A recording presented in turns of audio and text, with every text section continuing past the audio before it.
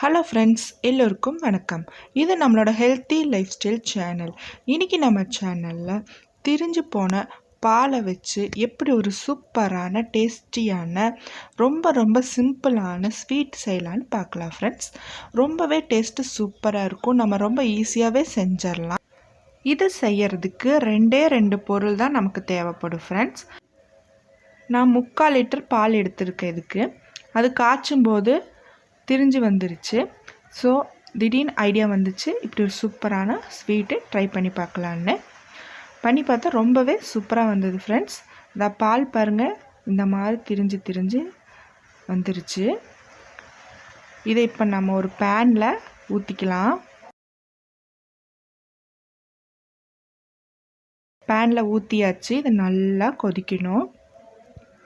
அதில் இருக்கிற தண்ணியெல்லாம் நல்லா சுண்டுற வரைக்கும் இதை நல்லா கொதிக்க வச்சுக்கலாம் ஃப்ரெண்ட்ஸ்.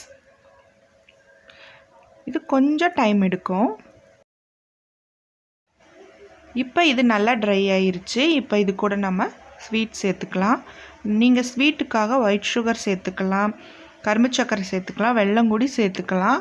ஆனால் நான் இதில் ஸ்வீட்டுக்காக பூஸ்ட் சேர்க்குறேன். பூஸ்ட் பார்த்திங்கன்னா நான் யூஸ் பண்ணிகிட்டு இருக்கும்போது அடியில் கொஞ்சமாக கட்டி ஆயிடுச்சு ஏற்பட்டு. இப்போ அதை எப்படி யூஸ் பண்ணலான்னு யோசிக்கும் போது இதில் கொஞ்சமாக ஹாட் வாட்டர் விட்டு அதை கரைச்சி வச்சுருக்கேன். இப்போ ஸ்வீட்டுக்காக நான் இதில் பூஸ்ட்டு சேர்க்குறேன். இதோட டேஸ்ட்டு ரொம்பவே சூப்பராக இருந்தது ஃப்ரெண்ட்ஸ். எப்படி இருக்கும் நான் ட்ரை பண்ணி பார்க்க தான் இதை செஞ்சேன். ஆனால் டேஸ்ட்டு ரொம்பவே சூப்பராக இருந்துச்சு. நம்மளுக்கு பூஸ்ட் கேக்கு மாதிரியே இருந்துச்சு. பால்கோவா பூஸ்ட் ஃப்ளேவரில் இருந்தால் எப்படி இருக்கும் அதே மாதிரி இருந்துச்சு. ரொம்பவே நல்லா இருந்துச்சு. குழந்தைகளும் ரொம்ப இஷ்டமாக சாப்பிட்டாங்க. இப்போ இது பூஸ்ட் கூட சேர்ந்து நல்லா வேகட்டும் ஃப்ரெண்ட்ஸ். நீங்கள் பவுடர் ஃபார்மில் சேர்க்குறீங்கன்னா இதில் 3 ஸ்பூன் பூஸ்ட்டை பால் இல்லாட்டி தண்ணியில் மிக்ஸ் பண்ணி இதில் சேர்த்துக்கோங்க. ஸ்வீட் கரெக்டாக இருக்கும்.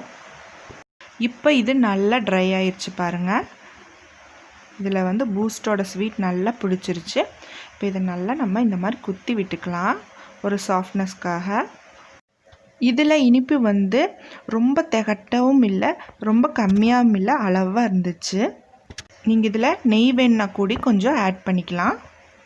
நான் இதில் எதுவும் ஆட் பண்ணல, வெறும் பூஸ்ட்டும் பாலும் மட்டும்தான் ஆட் பண்ணியிருக்கேன். இனிமேல் பால் திரிஞ்சு போச்சுன்னா அதை வேஸ்ட் பண்ணாமல் இந்த மாதிரி சூப்பரான ஸ்வீட் செஞ்சு சாப்பிடுங்க ஃப்ரெண்ட்ஸ். என்னோடய சேனல் உங்களுக்கு பிடிச்சிருந்தா லைக் பண்ணுங்கள், ஷேர் பண்ணுங்கள், மறக்காமல் நம்ம சேனலை சப்ஸ்கிரைப் பண்ணுங்கள். பக்கத்துலேயே பெல் பட்டன் இருக்கும், அதை கிளிக் பண்ணி ஆள் கொடுங்க. Thank you friends.